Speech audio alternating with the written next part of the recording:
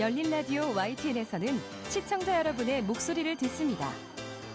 참여 신청과 의견은 유료 문자 샵 0945, 우물정 0945나 YTN 라디오 프로그램 열린 라디오 YTN 게시판을 통해 남겨주세요.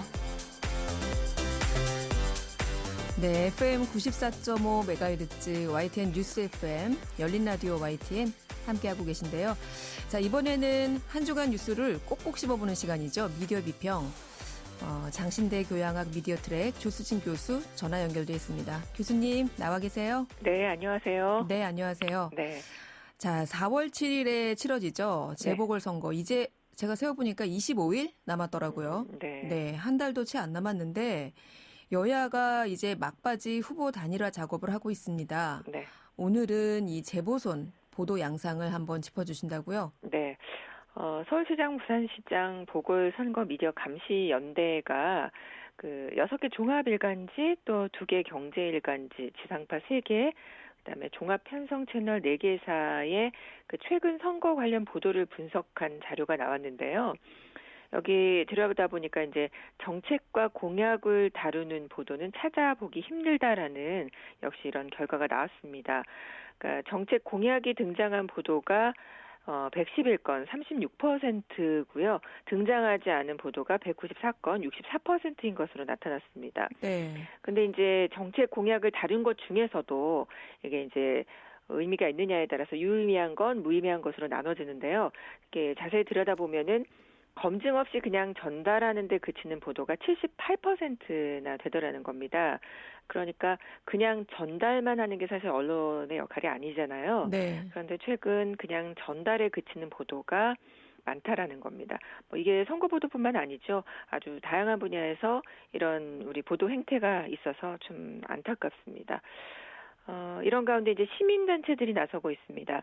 지난 11일 경제정의실천시민연합과 부산경실련이 유권자 운동본부를 발족을 하고요. 후보자들의 자질 검증과 또 공약 실현성 등을 검토하겠다고 발표를 했습니다. 이날 이제 기자회견을 가졌는데 예비 후보자들이 사실은 1년 시장직이잖아요. 임기가 그렇죠. 예, 그렇죠. 1년 시장직임에도 불구하고 실현성을 보장할 수 없는 그런 공약들을 남발하고 있다라는 지적이 나왔고요. 그래서 이제 공약을 검증하는 게 굉장히 중요해졌습니다. 이런 거를 사실은 이제 언론이 또 해줘야 하는 거고요. 네. 보통 그간의 선거를 보면 이게 후보가 나오면 인물 검증하고 공약 점검하고 네. 이런 순서로 되지 않았습니까? 네. 그런데 이번 재보선은요. 여야가 모두 이 후보 단일화에 너무 많은 시간을 할애하는 것 같아요. 네. 이 기간 동안 단일화 논의에 대한 보도가 73%나 차지하는 것으로 나왔고요. 네. 특별히 이제 여권에 비해서 야권의 단일화 보도가 더 많이 언급된 것으로 조사됩니다. 근데 여기서 또 이제 지적되는 것이 후보 단일화를 해서 그러면 이제 정책은 어떻게 단일화되는 건가에 대한 언급은 또 없습니다. 네. 그러니까 단일화될 경우 두 후보가 중요하게 생각하는 정책들이 있었을 텐데 이게 이제 어떻게 전개될 것인지 이거 참 중요한 사안입니다. 정책 단일화 문제가 빠져 있는 거죠. 그리고 또 이제 한 가지는 사실 그 인물에 대해 언급할 때도 이미지만을 강조하는 그 연성 뉴스가 많이 등장한다는 건데요. 이게 이번 보궐선거 보도의 또 하나의 특징입니다.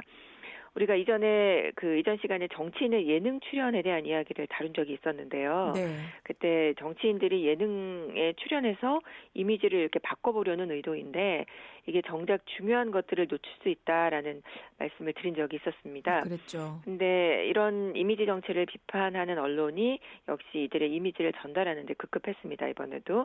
그래서 누가 웃을까? 비대면, 민낯 유세 이런 보도에서는 그 우상호 예비 후보, 나경원 예비 후보가 민낯을 공개하는 모습의 그 개인 채널 영상을 그냥 그대로 보여줍니다. 그래서 사실 이제 선거보도에서의 언론의 역할에 대해 연구한 이전 논문들에도 보면은요, 선거보도에서 언론들이 정론보다는 상업주의적인 태도를 취해왔다라고 분석하고 있거든요. 네. 근데 이제 이런 이미지 보도, 연성화된 보도 역시 상업주의적인 태도에서 나온 거라고 볼 수 있을 겁니다. 후보 단일화가 이번 선거의 이슈이다 보니까 네. 매번 나오는 게 또 한 가지 있어요. 어떤 후보가 우위에 있는가? 라는 여론조사인데 지지율 조사, 선호도 조사 어떻게 다뤄지고 있습니까? 네, 이번 그 보궐선거를 앞두고는 또 후보 단일화를 앞두고 후보 경쟁력을 가늠하기 위한 지지도 조사가 많이 실시가 됐었습니다. 네. 또 경선을 통해 후보가 정해진 이후에도 여야 각 진영 간의 후보 단일화를 위한 경쟁력 평가 조사 이런 것도 계속되고 있는데요. 지난 3월 11일에는 또 KBS가 부산시장 보궐선거 여론조사와 후보 변경 가능성에 대한 조사 결과를 보도를 했습니다. 그런데 이제 이 설문에서는 내용을 쭉 보면 보궐선거 이슈라던가 투표 의향, 가덕 신공항 건설, 찬성 대 반대, 또 진행 예상, 해저터널 건설 등 각 정당에서 던진 이슈에 대한 그 시민들의 의견을 묻는 내용들도 많이 있긴 합니다. 네. 그런데 이제 결과를 그냥 나열하는 정도에 그치고요. 정책과 공약 검증보다 검증이나 분석보다는 설문조사 결과 나열에 그치는 이런 점들이 좀 많이 아쉬웠는데요. 각 후보들의 정책보다는 인물에 대한 지지도가 중요하게 다뤄진다는 거 이런 것도 또 아쉬웠습니다. 사실 대부분의 선거 여론조사가 보도가 그렇긴 한데요. 그 선거 보도에서는 지지도 관련 보도는 좀 신중해야 합니다. 우리가 밴드웨건 효과라고 하죠. 네. 선거를 앞두고 실시하는 사전 여론조사에서 주로 나타나는데 그 사전 여론조사에서 누가 우세하다 이런 결과가 나오면 우세하다고 보여지는 쪽으로 표가 집중되는 현상이거든요. 네. 네, 그래서 사실 지지도 관련 보도는 신중해야 됩니다. 오죽하면 여러 가지 보도 준칙이 굉장히 많은데 그중에 선거 여론조사 보도 준칙이라는 게 만들어졌겠습니까? 그래요. 네. 이 두 후보 간의 경쟁력을 평가하는 여론조사 결과가 보도되면 될수록 유권자들은 최종 선거에서 될 만한 사람 밀어주자 이런 심리가 네, 작용할 수 있다 이런 말씀이신데 네. 그렇다 보면은 여론조사가 단순히 여론조사가 아니라 표 쏠림이라고 해야 되나요? 네. 예, 이렇게 쏠리는 현상을 유발할 수 있다는 거네요. 네, 네. 그래서 이 선거 여론조사에 대한 보도 준칙이 있는데요. 한번 소개해 주실까요? 네, 2016년에 만들어진 건데요. 이 선거 여론조사 보도 준칙 전문에 이렇게 소개가 되어 있습니다. 과학적 방법론에 기초하여 대표성을 확보한 전문적인 여론조사는 선거 기간 중 유권자에게 유용한 정보를 제공할 수 있다. 그러나 제20대 국회의원 선거 당시 자격미달 여론조사 업체가 난립하면서 수준 낮은 조사가 많았다. 또한 여론조사 보도의 일반 원칙을 지키지 못한 언론의 보도 행태가 문제점으로 지적이 되었다. 이를 계기로 우리 언론인들은 선거 여론조사 보도 준칙을 자율적으로 제정하며 이를 성실하게 실천할 것을 다짐한다라고 이렇게 돼 있습니다. 네. 수준 낮은 조사라고 했는데 여기에 사실은 조사 결과를 다루면서 언론이 얼마나 조사 결과를 분석하고 있는지도 사실은 그게 더 중요할 수 있거든요. 네. 그래서 여기 22조에 보면 순위 일변도 보도 지향이라는 항목이 분명히 나옵니다. 네. 제22조 보면 순위 일변도 보도 지향 1. 미디어는 선거 기간 중 정당이나 후보자의 지지율과 선호도에만 집중할 것이 아니라 정책 및 공약에 충분한 관심을 기울여 보도해야 한다. 또 2. 여론조사의 주제를 선정할 때도 정당 및 후보자의 정책과 공약에 대한 유권자의 평가를 다룰 수 있도록 노력한다라는 내용이 이미 이렇게 분명히 나와 있습니다. 네. 그 후보자의 지지율, 선호도 이것만 순위를 매겨서 집중해서 보도하지 말고 네. 정책이나 공약을 평가하는 것에 보다 노력해라. 이런 거네요. 네. 사실 네, 보도 준칙에 다 있습니다. 언론인들이 스스로 정한 준칙이기도 하고요. 네. 그런데 이제 각종 보도마다 재난 보도 때도 그랬고 각종 보도마다 준칙에 나와 있는 내용을 지키지 않는다는 게 그런 문제는 늘 이렇게 지적을 하게 되네요. 네. 자, 아마 다음 주에는 네. 그 각 여야의 후보 단일화가 마무리되는 수순을 밟을 것 같은데요. 네. 그러면 지금까지 미뤄왔던 정책과 공약 검증 비로소 이뤄질 수 있을까요? 네, 약간 좀 우려가 되긴 합니다. 본격적인 이제 후보 토론회가 시작이 되면 네. 후보자들 간의 네거티브 전략 이게 또 계속되지 않을까 좀 우려가 되거든요. 네. 후보자들이 자신의 정책을 설명하고 설득시키기보다는 이제 상대 후보를 공격하는 거죠. 이렇게 후보자들이 네거티브 전략을 쓰는 이유는 유권자들의 머릿속에 이제 그런 이슈들이 남아서 결정적인 순간에 판단을 해야 하는 순간에 역할을 하게 된다라고 생각하기 때문인데요. 이게 이제 고전적인 이론이긴 한데 점화 이론이라는 게 있습니다. 네. 그래서 미디어에서 언급된 내용이 기억 속에 남아서 우리 기억의 특정 부분이 이제 자극이 되면 그게 활성화가 돼서 판단의 순간에 미디어 내용, 그 정보를 이용하게 된다라는 이론인데요. 그러니까 미디어를 통해서 후보자들이 설전을 벌인 그 네거티브한 이슈들이 유권자들의 머릿속에 남아있다가 선거 판단의 순간에 작용할 수 있다라고 보고 이제 그거를 이용을 하는 겁니다. 근데 이게 사실은 미디어 환경도 변하고 사람들이 다양한 매체를 통해서 여러 가지 정보를 얻거든요. 네. 그리고 시민들의 의식도 성숙되어 있고요. 그런데 이제 후보자들만 그 구시대에 머물러서 그 전략을 여전히 사용하고 있지 않나라는 생각이 듭니다. 네. 그래서 그걸 또 이제 언론은 그대로 보도하는 게 또 문제고요. 그래서 네거티브 전략 말고 자신의 정책 공약을 좀 성실히 알리는 후보자들의 모습도 기대하고 또 그런 정책들을 좀 검증을 하고 주요하게 다루는 그런 언론의 역할도 기대를 좀 하고 싶습니다. 네. 좀 이상적이죠. 네. 우리 교수님은 항상 어떤 모범이 되는 내용을 소개해 주시면서 마무리를 하시니까 네, 이상적일 수도 있겠는데 이제 곧 있을 후보 토론회 그리고 언론 보도 접하실 때 교수님 말씀처럼 구시대적인 네거티브 전략 이런 거에 현혹되지 마시고 지금 교수님께서 이상적이지 않을까요? 라고 제안해 주신 내용들을 유념해서 한번 봐주시기 바랍니다. 네. 오늘 말씀 잘 들었습니다. 네, 고맙습니다. 네, 지금까지 장신대 교양학 미디어 트랙 주수진 교수였습니다. 진실을 전합니다. 진심을 다합니다. 시청자 여러분의 목소리에 귀 기울이는 YTN 뉴스 FM 열린 라디오 YTN 토요일 저녁 8시 20분에 방송됩니다.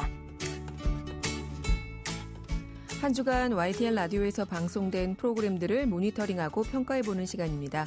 오늘은 박채린 시청자평가원 전화 연결돼 있습니다. 평가원님 안녕하세요. 네, 안녕하세요. 네, 이번 주에 어떤 프로그램 모니터링 하셨습니까? 네, 이번 주에 매주 평일 아침 7시 20분에 방송되는 황보선의 출발 새 아침을 살펴볼까 합니다.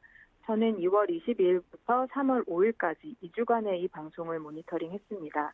지난 2주 동안 황보선의 출발 새 아침에서는 오는 4월에 치러질 서울시장 보궐선거를 앞두고 당내 경선이나 단일화 등을 두고 후보자들과 인터뷰를 했습니다. 이와 관련해서 아쉬웠던 점을 말씀드리고자 합니다. 네, 4.7 재보선 릴레이 인터뷰를 들으신 것 같은데 어떻게 들으셨어요? 네, 제가 모니터한 2주간 서울시장 선거와 직접 관련이 있는 인터뷰가 총 5차례 있었습니다. 오세훈 국민의힘 후보와 2번의 인터뷰가 있었고요. 안철수 국민의당 후보와 1번, 조정은 시대전환 후보도 1번 출연했고 권은희 국민의당 원내대표가 야권 단일화와 관련해서 1번 인터뷰했습니다. 네. 서울시장 선거와 관련한 5건의 인터뷰를 살펴본 결과 단일화만 논하고 있고 정책은 후순위였다는 총평을 하고 싶습니다. 안철수 국민의당 서울시장 후보 인터뷰에서는 특히나 질문의 절반 이상이 야권 단일화와 관련된 질문이었습니다. 기호 2번으로 가냐 4번으로 가냐, 오세훈과 나경원 중 누구와 만나면 상대하기 용이한가, 누가 상대하기 더 어렵나 등의 질문이 주를 이룬 건데요. 정책과 연관된 질문으로는 부동산 관련한 정책에서 다른 후보와의 차별점은 뭐냐는 물음 딱 하나뿐이어서 아쉬웠습니다.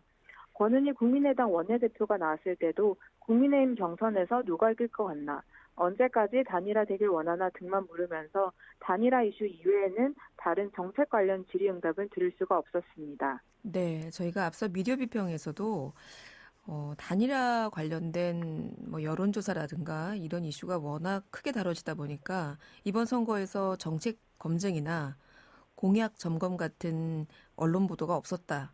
이런 내용을 말씀드렸는데 이번 모니터링에서도 아마 평가원님도 비슷한 내용을 느끼신 것 같아요. 네, 물론 단일화라는 큰 이슈에 대한 질문이 많을 수밖에 없지만 유권자 입장에서는 후보자 간의 단일화 그 자체보다는 후보자가 어떤 정책적 공감대로 단일화를 이루는가가 더 중요하다고 봅니다. 네. 누가 더 상대하기 쉬운가 등의 질문과 답변은 유권자의 선택에 도움이 되지 못한다고 생각합니다. 또 후보자 간 경쟁에 집중한 나머지 인터뷰에서 불필요한 질문도 보였는데요. 3월 5일 금요일 방송에서는 오세훈 국민의힘 후보자가 경선에서 승리한 후 인터뷰를 했습니다. 야권에서 단일화 논의 대상이 된 안철수 후보와 비견하면서요. 안 후보가 토론에서 약하다는 이야기가 있다는 질문을 합니다. 상대의 정책도 아니고 토론 실력에 대해 어떻게 평가하냐는 질문인데요.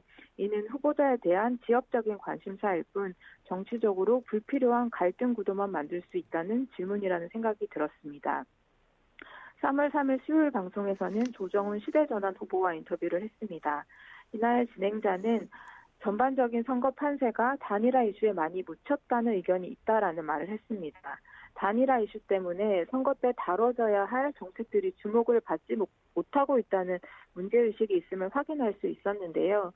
앞으로 선거와 관련한 인터뷰에서는 단일화에 대해서 질의응답을 기획하더라도 누가 상대하기 더 쉽나가 아니라 누구의 어떤 정책이 더 좋고 정책적으로 어떻게 단일화할 수 있을까에 대한 질문이 많이 나왔으면 좋겠습니다. 네, 정책 관련한 질의 내용이 좀 더 많아졌으면 좋겠다. 이런 의견 주셨습니다. 자, 또 다른 모니터링 내용 있을까요? 네, 마지막으로 다룰 내용은 지난 3월 4일 목요일 방송에 대한 것입니다. 이날은 김기현 국민의힘 의원이 출연해 중대범죄수사청 설치에 반대하는 이유를 설명을 했는데요. 중수청이 설치되면 코드 인사로 채워질 것이다. 살아있는 권력을 수사 못하게 될 것이다 등의 주장을 했습니다. 이때 아쉬웠던 점은 김 의원이 주장을 쏟아낸 후에 근거에 대해서 설명을 하지 않았던 것인데요. 정부 여당의 추진 법안이니 무조건 반대하는 것인지 아니면 타당한 근거를 갖고 반대하는 것인지 청취하는 입장으로서는 판단이 잘 되지 않았습니다. 진행자가 준비된 질문만 이어나가는 듯 했는데요. 출연자의 답변과 관련해서 청취자가 궁금해할 내용에 대해 추가 질의를 해주면 좋겠다는 생각입니다. 네, 오늘은 황보선의 출발 새아침에서 이루어진 이번 4.7 재보선 관련 인터뷰 내용 모니터링 의견 들어봤습니다. 오늘 말씀 고맙습니다. 네, 감사합니다. 네, 지금까지 박채린 시청자평가원이었습니다.